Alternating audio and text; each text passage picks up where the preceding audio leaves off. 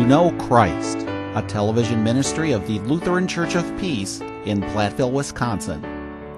Here's your host, Reverend Jeff Pedersen.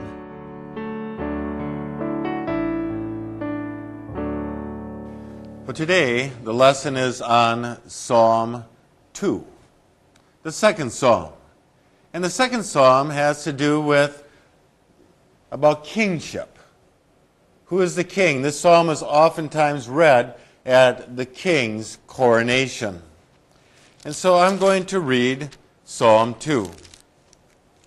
Why do the nations conspire and the peoples plot in vain?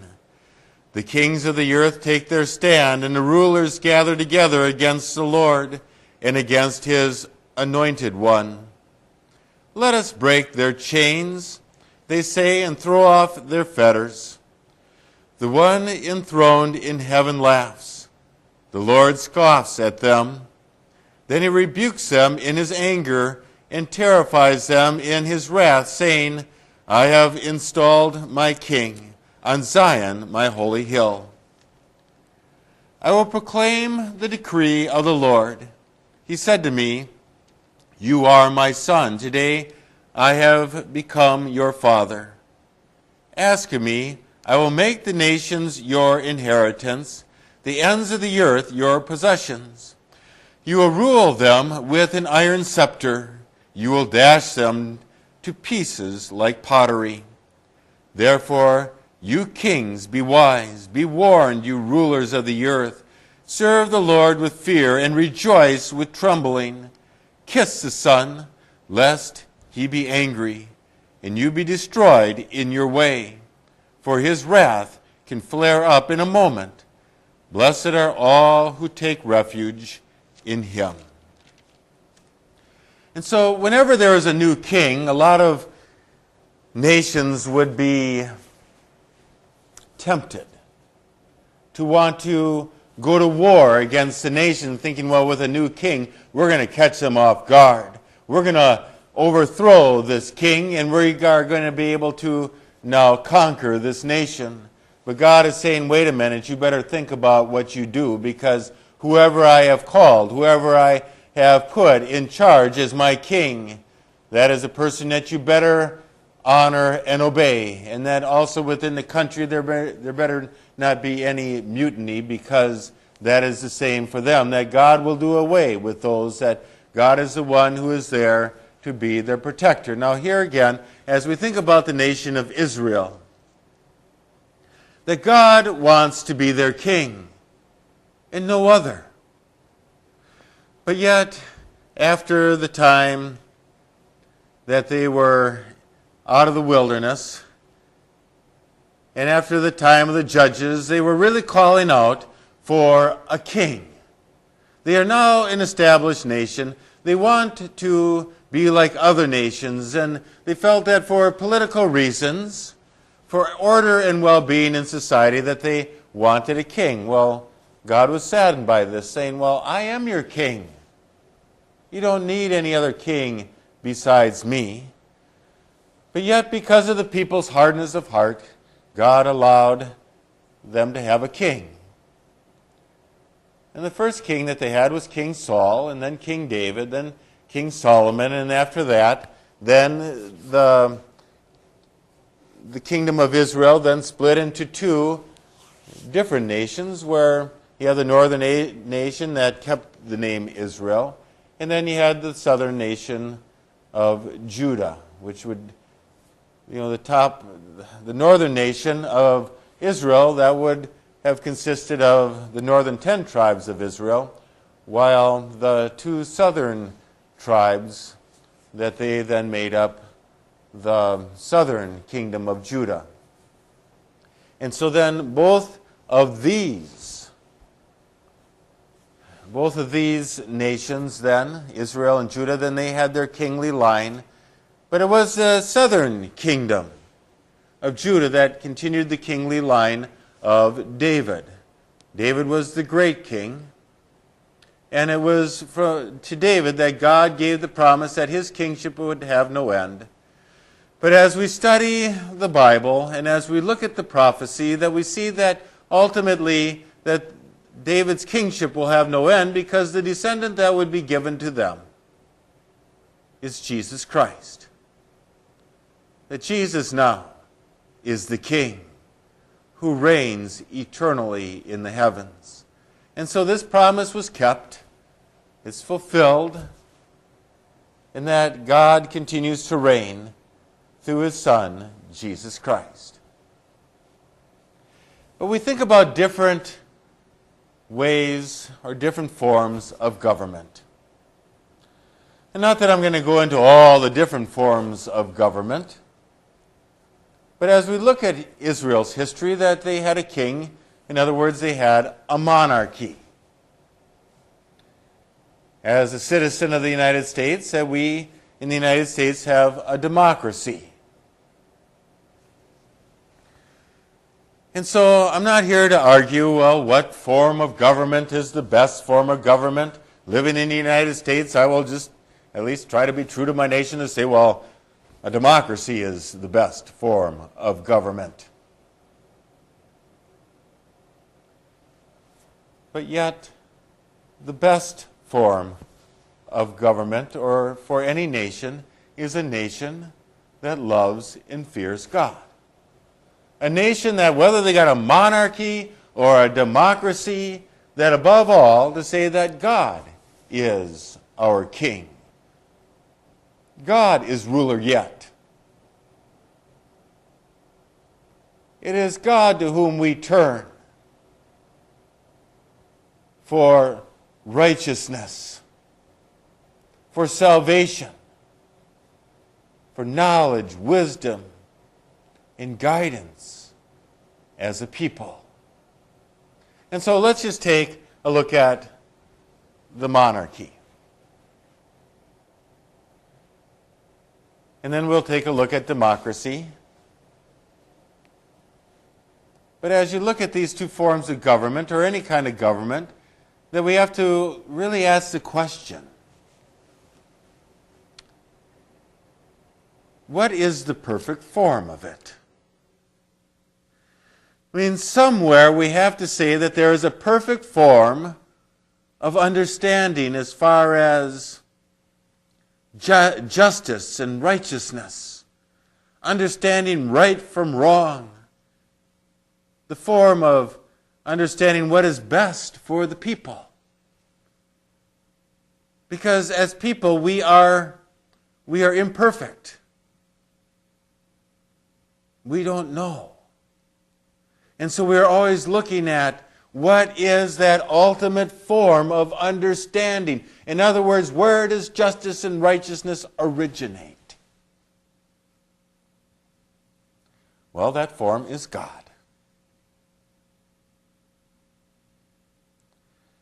That God is the form of righteousness and justice. God is the form of wisdom and understanding.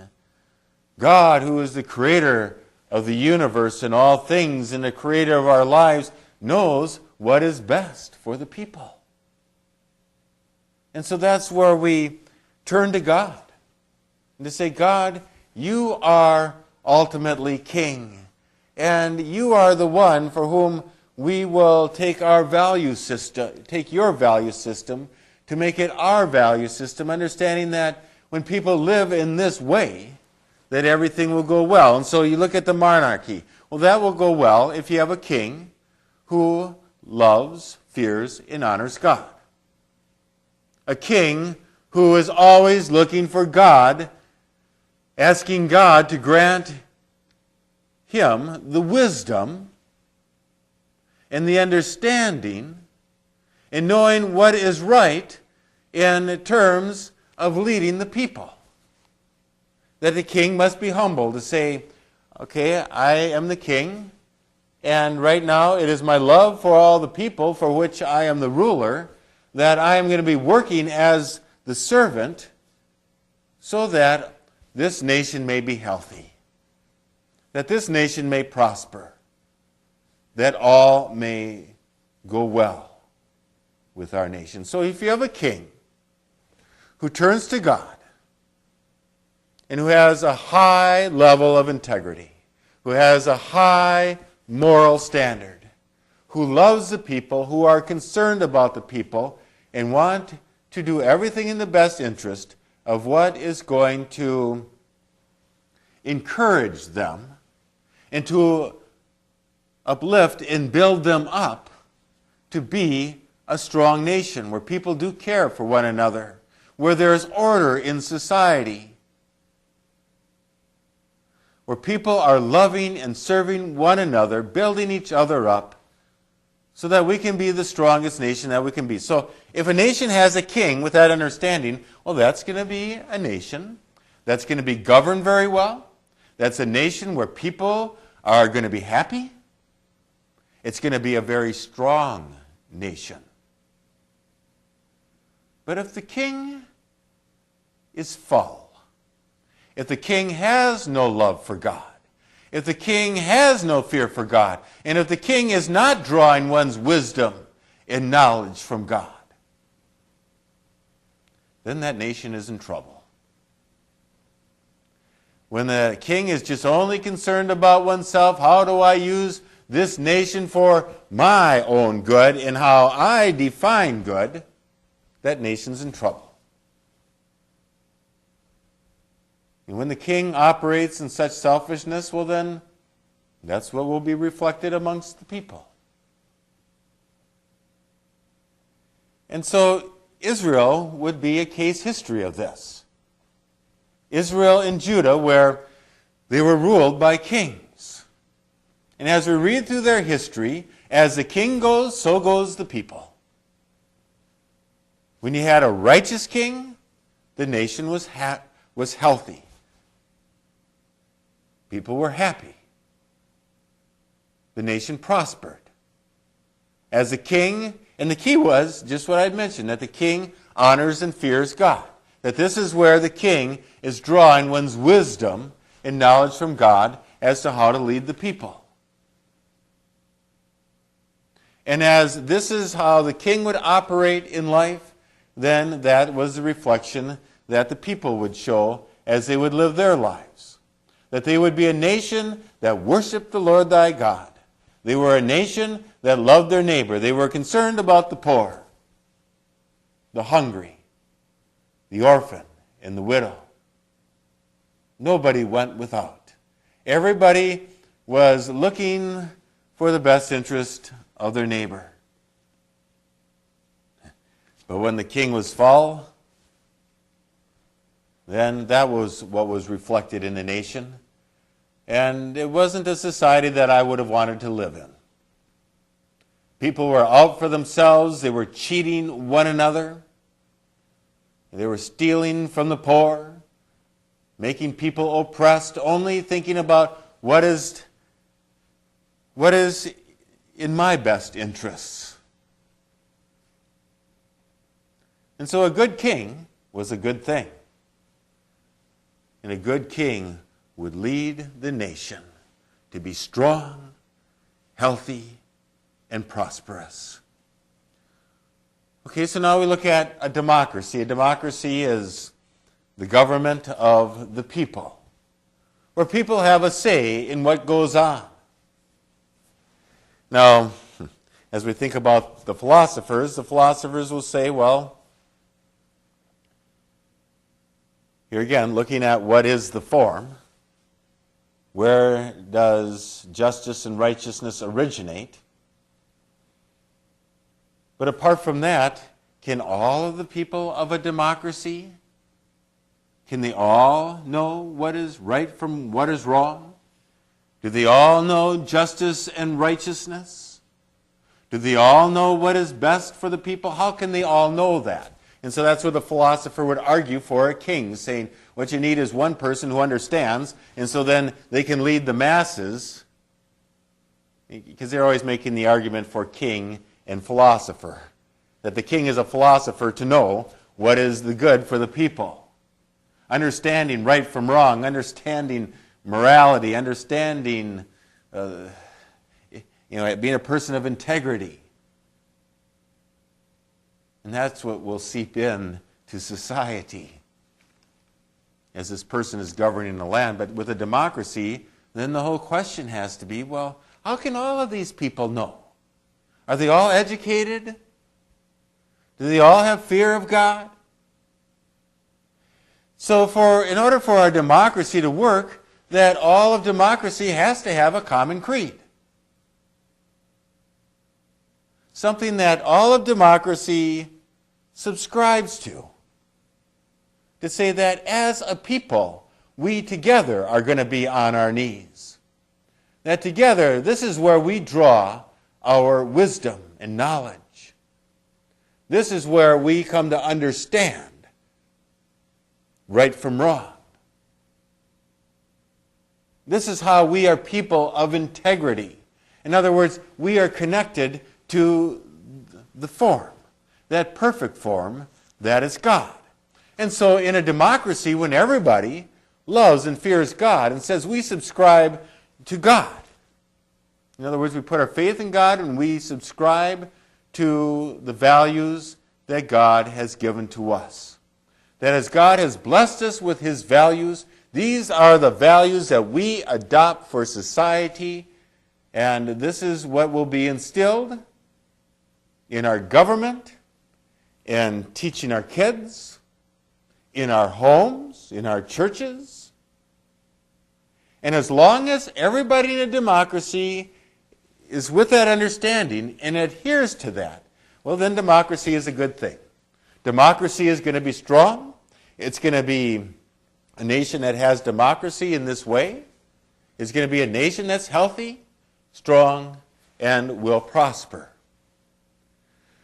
But a democracy that gives up its religion, to say we don't adhere to a religion, that we don't believe in God, we don't want any of God's values and principles for our lives. A democracy that does that is a democracy that's going to crumble and fail, and it will every time. So as a democracy gives up their religion, gives up their God, gives up their value system that God has given to them, it's a nation that's going to weaken and a nation that will fall.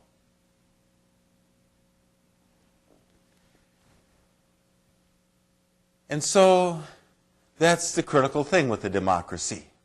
Because when all the people do not adhere to God, when a democracy does not take on the value system of God, then how do we know? It's going to become a free-for-all. Everybody who's living in this democracy is going to have an opinion of what is right and wrong, and that opinion is going to be based on what is good for me. What is good for me, even if it puts everybody else out? If I want to be rich, well, now that's what's good for me. And so now I'm going to manipulate laws. I'm going to manipulate the system, and so that it works for me, even if it puts everybody else out. And so you got so many different value systems now going on in a democracy, and oftentimes so many of these different value systems are conflicting with each other. And so that's the danger of a democracy, is that when the democracy gives up its religion. And so, as I say, what we struggle with is our humanity. The original sin is to be God. And so that's deep in the heart of who we are in our minds as people, to say, I don't want anybody telling me what to do. It's my life. I'm going to do as I want. I know what's good for me. I'm number one. And so I'm going to do what's good for me. And I really don't care what effect this may have on my neighbor, good or bad. If what I do helps out my neighbor, well, good. If it hurts my neighbor, well, so what? Really, I don't care one way or another.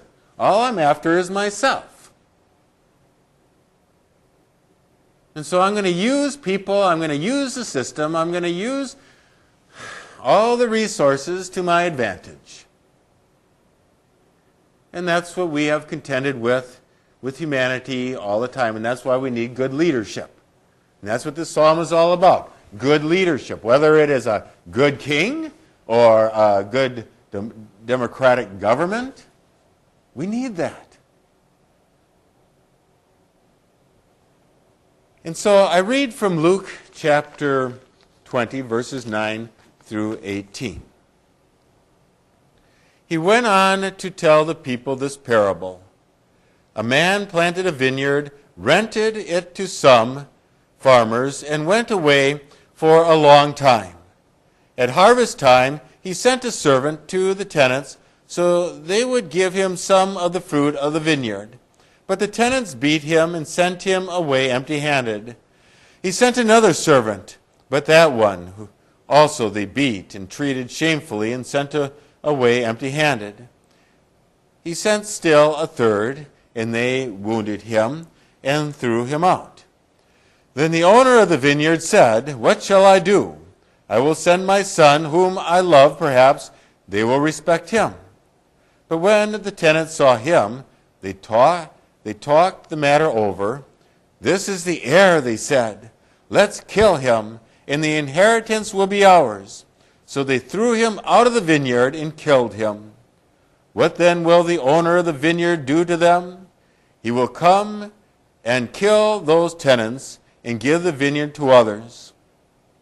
When the people heard this, they said, "May this never be."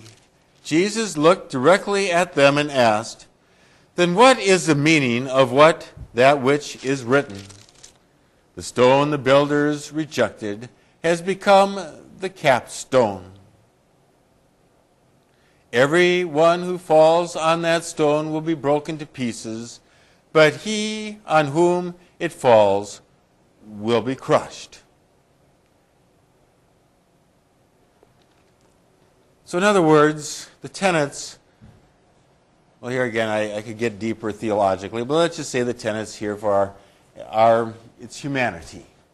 And so as God comes with all of the prophets serving the people of Israel, they are rejecting the prophets.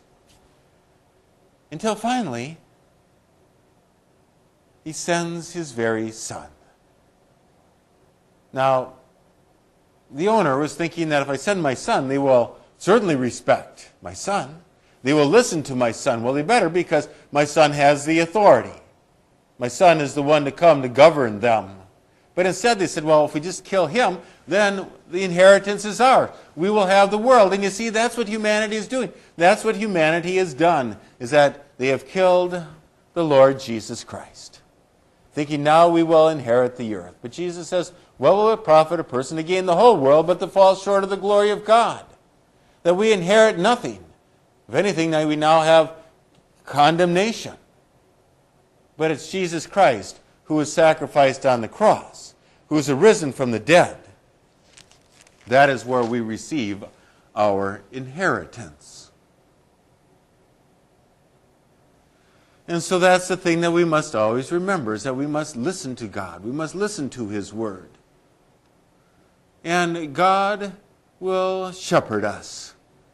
Shepherd us in not just any ways, not in just what we would define as any goodness, but rather in his goodness. And his ways are always the right ways. These are the ways that will make us strong. These are the ways that will make us prosper. These are the ways that are healthy. These are the ways that will make for a great nation. These are the ways that lead to eternal life. As I think about what is written in verse 7, I will proclaim the decree of the Lord. He said to me, you are my son. Today I have become your father. When Jesus was baptized, God spoke these words, this is my beloved Son, with whom I am well pleased. Listen to him. Now, I know that as we read this psalm, the nations laugh. The kings say, oh, we don't need to follow him. Because humanity thinks that by getting away from God, that we will become free. And somehow to get away from God means that we now have freedom. We have the freedom to do whatever we want. Well, think about it. If you were to take a fish out of water, is that fish now free? Or if you were to take a tree and uproot it out of its soil, would we say that the tree is now free? Well, so it is with us. That when we take ourselves apart from God, that we think that we are free, but really what has happened now is that we are bound, that we die. And so that's where we must draw our life from God all of the time, to turn to God and to honor God. And that ultimately, that no matter whether we have a monarchy, a democracy, or whatever form of government, whether we are Republican or Democrat, we must always keep these words in mind as we read from Isaiah chapter 9, verse 7. Of the increase of his government and peace there will be no end. He will reign on David's throne and over his kingdom, establishing and upholding it with justice and righteousness from that time on and forever. The zeal of the Lord Almighty will accomplish this. The government is always on God's shoulder, and that God is in control. And that we trust in the Lord always, to know that his kingdom is not of this world, but rather it is of heaven, but now is established throughout all of the nations of the world through the church. And in the end, as we read from Revelation chapter 19, he treads the winepress of the fury of the wrath of God. On his robe and on his thigh he has this name written, King of Kings and Lord of Lords. Our God reigns in heaven, but also in your hearts this day.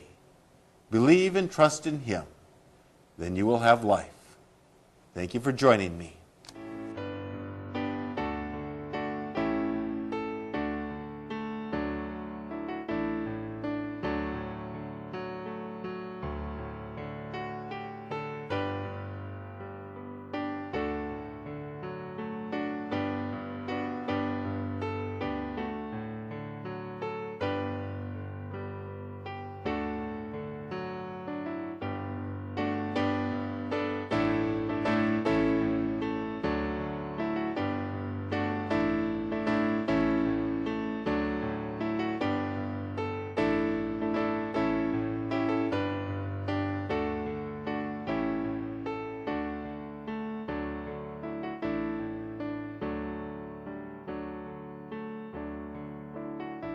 Those who make a donation to KFXB of $25 or more will receive a copy of Pastor Pedersen's latest book, Christmas Ponderings.